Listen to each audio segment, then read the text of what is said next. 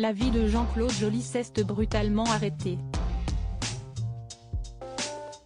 L'agriculteur de l'Amour est dans le Pré est mort à l'âge de 53 ans.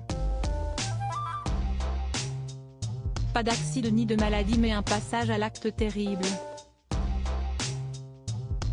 L'homme a été retrouvé pendu dans la grange de son exploitation, laissant derrière lui une femme, Maude, rencontrée grâce à l'émission, et une petite fille, Charlotte.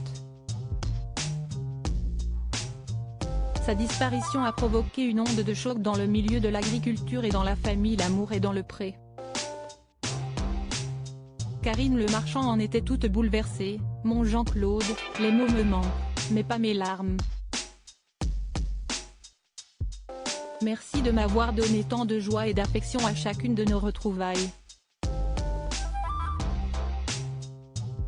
Tu as choisi de dire stop, alors repose en paix. Reste à connaître les raisons qui ont poussé Jean-Claude à commettre un tel geste. Voici révèle que l'agriculteur était étouffé financièrement et ne parvenait plus à subvenir aux besoins de sa famille. Un proche en a dit plus, une fois tous ses frais payés, il ne lui restait que 100 € par mois pour faire vivre sa famille.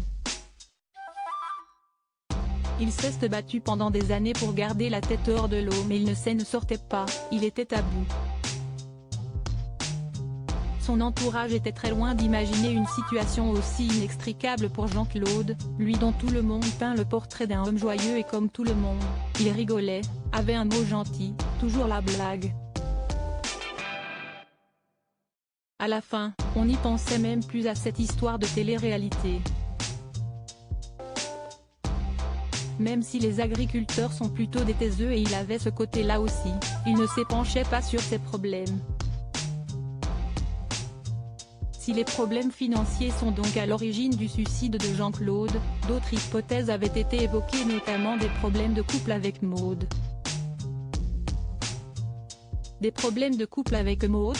En 2016, Jean-Claude Joly avait été condamné pour violence conjugale.